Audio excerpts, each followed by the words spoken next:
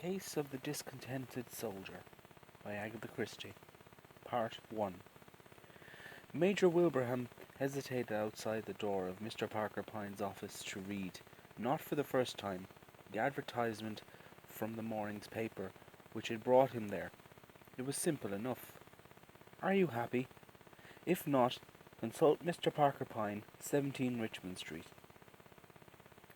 The Major took a deep breath and abruptly plunged through the swing door leading to the outer office. A plain young woman looked up from her typewriter and glanced at him inquiringly. "Mr. Parker Pyne," said Major Wilbraham, blushing.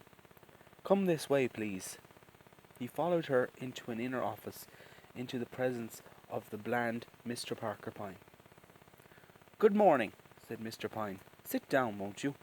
And now tell me what I can do for you." "My name is Wilbraham," began the other. "Major? Colonel?" said Mr. Pyne. "Major.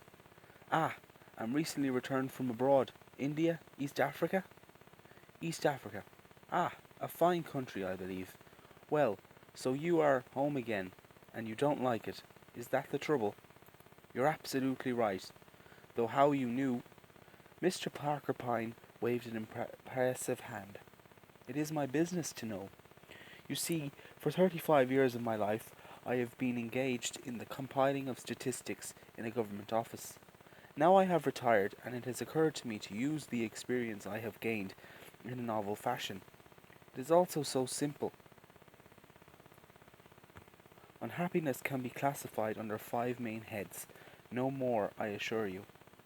Once you know the cause of a malady, the remedy should not be impossible. I stand in the place of the doctor. The doctor first diagnoses the patient's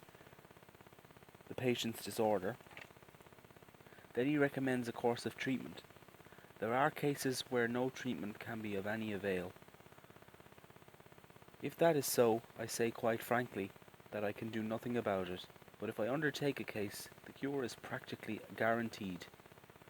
I can assure you, Major Wilbraham, that 96% of retired empire builders, as I call them, are unhappy.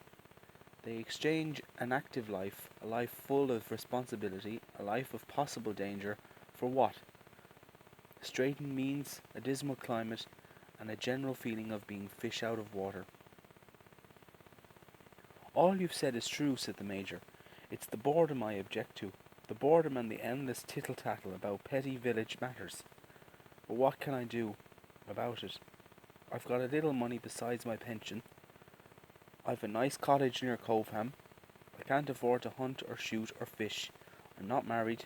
My neighbours are all pleasant folk, but they've no ideas beyond this island.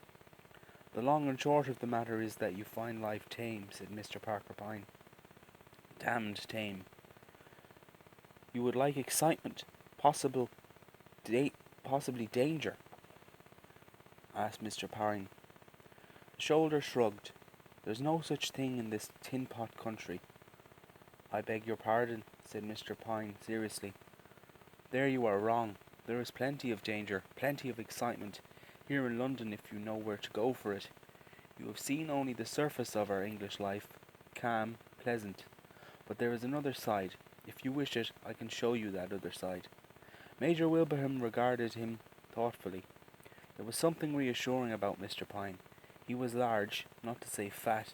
He had a bald head of noble proportions, strong glasses, and little twinkling eyes. And he had an aura of dependability. "I should warn you, however," continued Mr. Pyne, "that there is an element of risk." The soldier's eyes brightened. "That's all right," he said. Then abruptly, "And your fees?"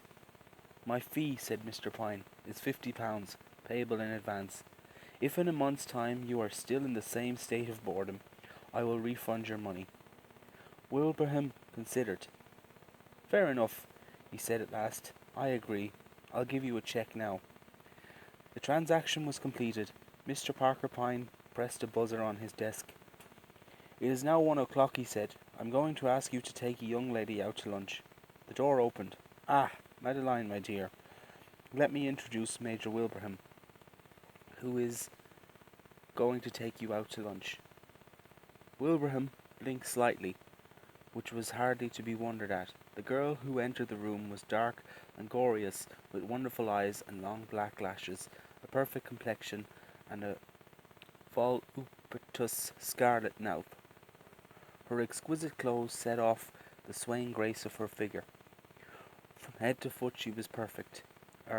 Delighted, said Major Wilbraham. Miss de Sarah, said Mr. Parker Pyne. How very kind of you, murmured Madeline de Sarah. I have your address here, announced Mr. Parker Pyne. Tomorrow morning you will receive my further instructions. Major Wilbraham and the lovely Madeline departed. It was 3 o'clock when Madeline returned. Mr. Parker Pyne looked up. Well? He demanded. Madeline shook her head. Scared of me, she said. Thinks I'm a vamp. I thought as much, said Mr. Parker Pyne.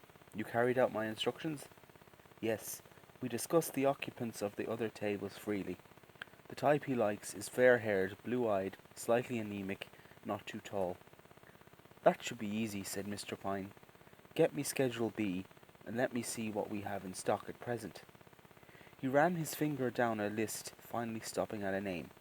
Frida Clegg. Yes, I think Frida Clegg will do excellently. I had better see Mrs. Oliver about it. End of part 1.